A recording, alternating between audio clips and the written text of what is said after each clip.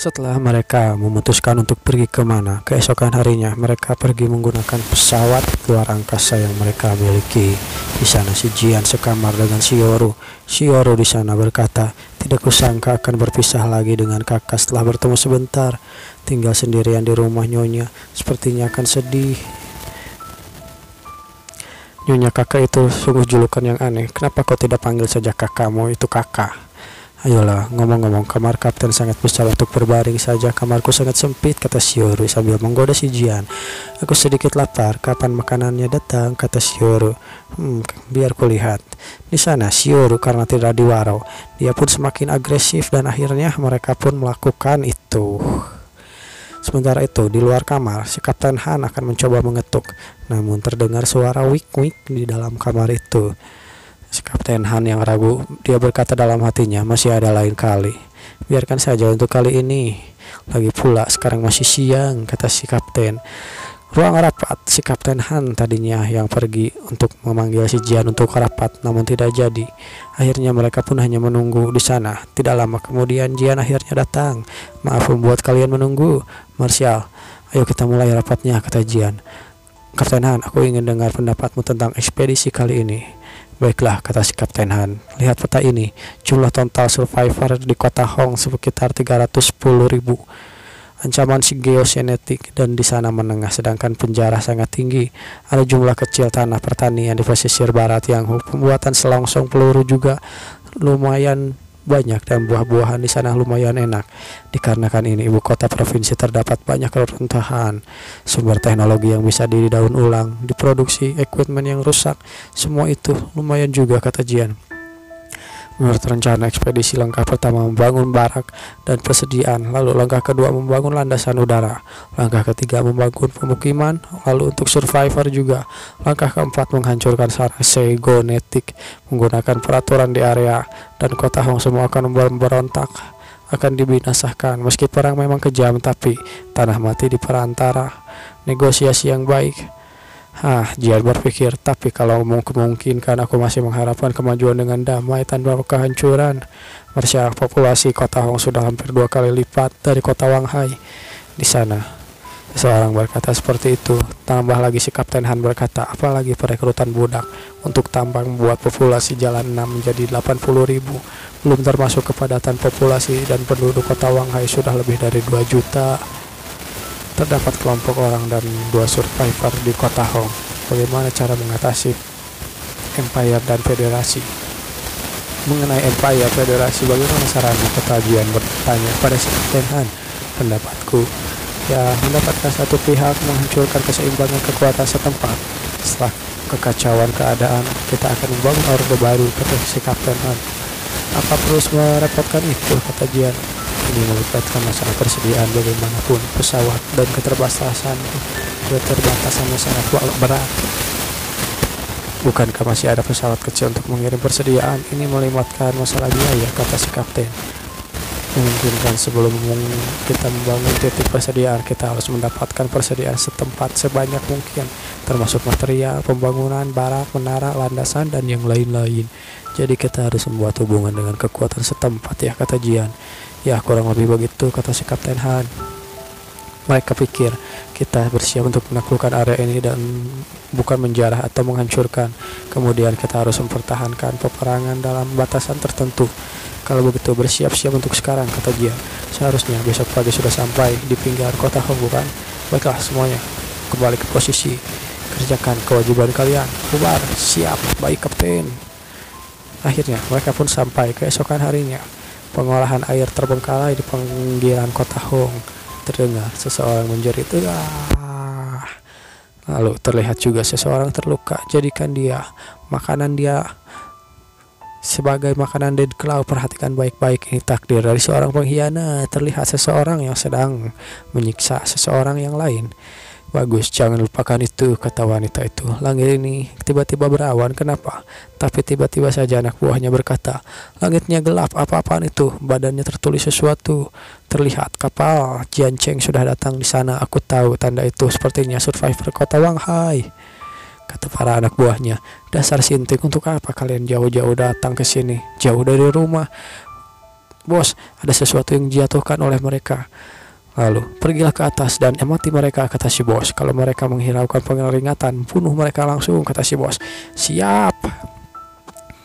Lalu, kau pimpin saudara yang lain, tanyakan di mana asal mereka. Lalu, keluarkan meriam bersiaga. Mereka berani macam-macam dengan kita. Kita jatuhkan mereka, kata si bos. Dimengerti, bos. Lalu, terlihat di kapal itu, orang-orang mulai bermunculan, mulai jatuh ke bawah. Di sana ada Jiancheng dan si Yoru. Semua pendaratan berhasil. Ayo kita bergerak, kata Jiancheng. Ayo, lalu, tiba-tiba saja, penjara? Seseorang mendekati mereka. Itu adalah anak buahnya si bos. Kalian datang dari mana? Ada keperluan apa? Kalian datang ke pabrik pengolahan air kami, kata si anak buah. Penjara apa, kau mau langsung bertarung, kata si Yoru. Tahan dulu, akan ku kasih beberapa pertanyaan pada mereka. Hei, aku sedang bertanya padamu, apa kau budak? Apa kau tolol atau bagaimana? Apa kau bukus di sini? Lalu si botak itu pun mengatakan, apa dia mengabaikanku ya? Di pihak kami, peluru penembus armor akan merusaknya, kau tahu. Bersiaplah. Namun si Jiancheng langsung menodongkan pistol ke kepalanya. Marshal ditemukan artileri 40 mm. Pabrik pengolahan air mereka berusaha menargetkan kita. Lantai 5 bangunan ditemukan di sniper musuh. Terdengar seseorang berkata seperti itu dalam radio di Jiancheng. Selain orang di depanku, bunuh mereka semua. Perintah dari Jiancheng pun dikeluarkan. Sudah ku bilang, tidak ada gunanya berbicara dengan mereka. Mereka itu penjara, tidak bisa diajak bicara, kata si Yoru. Yoru, sisakan beberapa orang kurang ajar untukku, kata Jiancheng. Baiklah, serahkan padaku, kata si Yoru. Dan akhirnya terjadilah perang besar-besaran. Dar. Suara tembakan ada di mana-mana. Di sana si bos sudah terdesak. Hei, kalian nunggu apa? Cepat tembak. Lawan balik, tembak mereka juga dong. Ayolah, mempermainkanku seperti ini. Kenapa belum menembakkan meriam 40 mm-nya? Cepat kalian ke atas, kata si bos. Lalu, bos larilah. Lalu dan yang lainnya sudah dar. Namun sebelum orang itu mengatakan kalimatnya dengan komplit, dia didor oleh seseorang. Singkat cerita, Jiancheng pun menang dan si wanita itu pun akhirnya tertangkap. Bagaimana bisa memilih nama yang lucu semacam itu? Kumohon, tolong jangan bunuh aku. Aku akan menjadi budakmu. Apa, budakku? Ya, aku bisa menjadi budakmu, kata perempuan itu sambil menjilati kaki Jiancheng. Di sana Jiancheng hanya ngahulang dan geluh. Kemampuan sangat hebat, kujamin pasti akan memuaskanmu, kata si perempuan itu. Terlihat seseorang sedang dieksekusi. Dar. Jiancheng dalam hatinya bilang dulu sebelum menembak, mengotori sepatuku saja. Ayo periksa isi dari bangunan pengolahan air ini. Jian masuk ke dalam bangunan itu. Jian dan si Yoru, ini ruang bawah tanah mereka. Lihat, ini sudah seperti neraka. Bagaimana dengan para tahanan? Terlihat beberapa tahanan wanita sedang diborgol dari tangan, kaki, dan lehernya. Kalau bisa diselamatkan, kirim mereka ke shelter markas Fishbone. Kalau tidak bisa, akhiri penderitaan mereka. Kakak ipar benar-benar baik, kata si Yoru. Tidak perlu melakukan itu. Lagi pula tolong seseorang. Namun ucapan mereka dipotong oleh seseorang yang meminta tolong. Seseorang minta bantuan ya. Iya. Terlihat seorang pria sedang diikat di kursi. Tolong aku. Syukurlah atas kehendak federasi. Kawan, terima kasih telah menolongku, kata orang itu. Serius kau berterima kasih padaku? Aku bukan orang federasi, kata Jian. Maaf, ku pikir. Tapi tunggu. Nak, apa maksudnya itu, nak? Ya, memangnya ada apa? Tidak, cuma sedikit terkejut soalnya dari kota Hong dan kota Wanghai itu kan 600 km. Ya, kami orang federasi sudah pernah mendengar kota Namanak.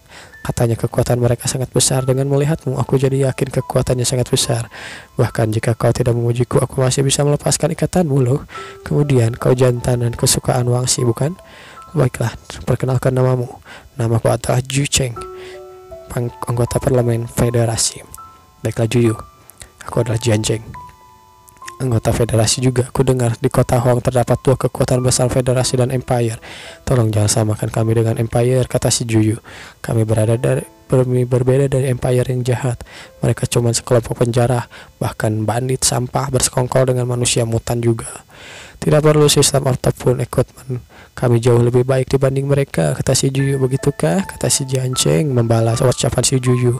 Awalnya memang ku yakin begitu, tapi bagaimana ya? Tapi melihatmu diikat di kursi begini, aku jadi gak yakin. Ayolah, jadi kau datang ke kota Hong. Hehe, tenang saja, biarkan aku bermaksud menjajah dan mencari peluang kerjasama, kata Jiancheng. Kalau soal kerjasama, aku sarankan kau memilih federasi. Kesampingkan dulu itu, kata Jian Cheng. Aku lebih penasaran dengan pertanyaan lainnya. Baiklah, di kota Wanghai, manusia mutan musuh para survivor dapat menyamakan mereka dengan kanibal. Kenapa Empire akan menerimanya? Menerima? Cih, mereka cuma sampah, sudah melupakan itu. Tapi tidak bisa menyalahkan mereka. Penjara tetaplah penjara. Mungkin mereka mencium bau yang sama dari manusia mutan. Kami butuh informasi tetap, kata Jian Cheng, ketimbang diskriminasi sepihak. Baiklah, sederhananya mereka itu menetapkan peraturan wilayah di wilayahnya sendiri. Contohnya kebiasaan manusia mutan yang suka mengacau mengizinkan, lalu kekerasan terbatas. Mereka menyebut ini kasih sayang antar keluarga. Benar-benar peraturan yang aneh, kata Jian. Kalau itu survivor dari kota Wanghai sudah pasti akan dihampaskan, bukan? Situasi kota Hong berbeda dengan kalian. Medan perang utama sebelum peduli geogenetik atau amunisi yang tersisa masih lebih di atas kami, bukan? Setelah itu populasi 150 lebih survivor. Harusnya kau juga menyadari orang-orang kelompok dari Water Plan. Mereka semua memakai persenjataan level rendah. Seberapa besar wilayah Empire? Pesisir danau, barat sampai sungai, dan timur setengahnya kota adalah wilayah mereka. Lebih dari setengah survivor kota Hong. Tampaknya kalian lebih lemah dari mereka. Tidak bisa dikatakan begitu, kata si Juyu. Aku tidak menerima jika kau katakan begitu. Mereka menguasai daratan yang paling subur dan bersaudara dengan manusia mutan. Mengekang survivor biasa, meskipun equipment kami di atas mereka, tapi mereka menang dalam hal jumlah. Sambil kesal, si Juyu berbicara seperti itu. Ada apa belakangan ini, kata Jian Cheng dalam hatinya. Si Juyung masih kesal. Mereka membahas izin untuk kanibal memakan manusia, memikat para kanibal untuk memperkuat diri. Meski dibatasi dalam kanibalisme, tapi memakan manusia itu benar-benar gila. Mereka benar-benar sekelompok iblis, kata si Juyu. Jian Cheng yang hanya tertegun melihat dia. Ngomong-ngomong, kau tidak menanyai situasi federasi? Tidak perlu, kami akan segera melihatnya sendiri, kata Jian Cheng. Aku bersedia menjadi pemandumu. Tunggu, cukup. Kita bicarakan masalah ini nanti. Marsha, survivor di luar ingin bertemu denganmu. Mereka mengaku sebagai pembawa pesan dari federasi. Mungkinkah Wu Chengwei? Tampaknya memang seperti itu namanya. Dia ketua staf dari pemimpin federasi kami. Aku bisa memperkenalkanmu padanya, kata si Juju. Seharusnya mereka orang-orang akan negosiasi dengan kelompok Water Plan. Tapi sekarang aku sudah diselamatkan olehmu. Tentu tebusannya untukmu. Entah berapa banyak tebusan yang bisa kalian sediakan sebagai ganti menyelamatkanmu, kata Jian Cheng. Aku ingin tanyakan dua hal itu. Institut Komputer Kuantum Dr. Sun. Apa maksudmu? Mohon maaf, aku tidak tahu apa maksudmu, kata si Juyu. Namun di sana Jian Cheng tidak percaya. Kalian awasi dia di sini, kepada para pengawalnya. Aku benar-benar tidak tahu. Saat dia mencoba mendekatinya, hei, tunggu, kau tidak boleh lewat, kata pengawal Jian Cheng. Jian Cheng pun yang keluar disambut oleh seseorang. Informasi yang sangat menarik. Terima kasih atas kerjasamanya, ketua staf Shu. Ya, itu adalah orang dari federasi. Staf Shu Sun berkata, tapi sebagai gantinya pihak kami berharap kau mengabulkan permintaan kami. Baiklah, selama itu masih dalam jangkauanku. Baiklah, Jiu Cheng. Aku ingin kepala Jiu Cheng. Permintaanmu sedikit mengejutkanku. Sekarang dia ada di tanganmu, kan? Jadi seharusnya itu sangat gampang buatmu, kata si staf. Ini ada 310 subkristal di dalam ini, Tuan. Pemimpin ingin bertemu dan membeli nyawanya. Jumlah subkristalnya tidak banyak, tapi tampaknya memang miskin mereka. Kuharap kau memikirkannya dengan baik. Kalau bersedia mengabulkan permintaan ini, kau pasti akan mendapatkan pertemanan dari pemimpin, kata si staf. Lalu seseorang berkata, cepat jalan, jangan mendorong, aku bisa jalan, kata tawanan itu. Rupanya seorang tawanan dibawa ke Jian Cheng. Kapten, kami menemukan seorang penampilan kumuh di dekat sini. Kapten, kau kapten mereka, aku cuma penduduk desa setempat, tolong jangan bunuh aku, kata si bapak. Ya, ketua staf, aku akan memikirkan yang tadi, aku masih ada pekerjaan, jadi kau kembali saja dulu. Baiklah, aku tunggu jawabanmu, kata si kepala staf. Kemudian Jian Cheng pun berkata pada si tawanan. Kemudian, hei, siapa kau, namamu? Namaku Baujin. Ada keperluan apa kau di sini? Kami berharap kalian bisa membawa kami ke pintu air. Di lingkungan kami sudah tidak memiliki air selama sebulan. Tentu kami akan membayar, kata si tahanan. Beritahu kawan-kawanmu, pabrik ini sudah menjadi milik NAK. Aku tidak butuh subkristal kalian. Kalian ingin air, maka tunjukkan kesetiaan kalian. Ini. Antar dia untuk mendapatkan dokumen kebijakan otonomi. Baiklah, Kapten. Fatwa, pergi dan bicara baik-baik. Dokumen itu percayakan padaku. Aku tidak ada alasan untuk menolaknya. Sementara itu Jiancheng kembali ke penjara dan berbicara dengan si Juyu. Jadi ini semua rencana mereka ya? Mereka yang ingin membunuhku. Ku bilang, mana mungkin cecunguk seperti kelompok Waterpan berani melakukan penculikan di wilayah federasi, kecuali mereka punya pendukung. Tuan Jiang, aku butuh bantuanmu. Bantuan apa? Menurut musuh kristal itu tidak terlalu menarik bukan? Bukan termasuk bantuan besar? Bagaimana? Jangan melangkah terlalu jauh, kata Jiancheng. Malam 3 hari yang lalu. Kau pikir bersedia mendengarkan ceritamu? Apa kau penasaran alasan mereka ingin mencabut nyawaku? Kekuasaan, sudah tahu aku tentang itu bukan? Ya, karena sebuah rahasia. Hah? Rahasia? Apa maksudmu? Kata Jiancheng. Asalkan kau berjanji padaku akan membantu membunuh pemimpin federasi dan ketua staf. Pokoknya bunuh para bajingan itu, akan kuberitahu rahasia ini. Hehehe, kau terlalu percaya diri. Kau pikir rahasiamu itu sebegitu berharganya? Tapi kalian pebisnis ya kan? Pedagang dari kota Wanghai yang datang pasti memiliki logo kalian. Ya itu benar, kata Jiancheng. Kalau kau bisa meyakinkanku, aku juga bisa menjadikanmu pemimpin selanjutnya. Namun kalau kau menawarkan cuma untuk bantuan kami, camkan ini baik-baik. Tidak ada sesuatu yang seperti itu di dunia ini. Namun si Juyu berkata, Cipar tentang keabadian. Apa? Maksudmu chip keabadian? Ya, tampaknya lift di sini masih berfungsi.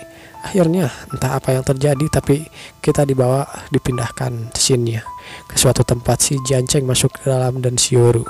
Tempat ini sangat mirip dengan shelter 027. Desain dari setiap shelter berbeda tapi strukturnya sama. Pemimpin memerintahkan untuk menyerang balik dalam penyerangan mendadak penjara, tapi semuanya panik gara-gara api membara. Pada waktu itu kakakku berlari ke arah luar bertemu dengan pejuang wanita bernama Pla di reruntuhan. Seharusnya kakakku sudah menceritakan ini padamu. Ya itu benar. Lalu bagaimana keadaanmu, kata Jiancheng. Ya aku masih kecil waktu itu, jadi ingatanku agak-agak samar. Aku cuma ingat kalau Boyu mengadopsiku kemudian. Sambil termenung dia. Namun termenung itu disadarkan oleh Jiancheng yang mengusap kepalanya. Kalau ingatan itu ya telah ingatan yang buruk, maka jangan berusaha untuk mengingatnya, kata Jiancheng sambil memegang muka si Yoru. Kakak ipar benar-benar orang baik. Aku iri sama kakak, benar-benar bertemu denganmu duluan. Akhirnya mereka pun pergi ke sana dengan bergandengan tangan seperti akan nyebrang zebra cross.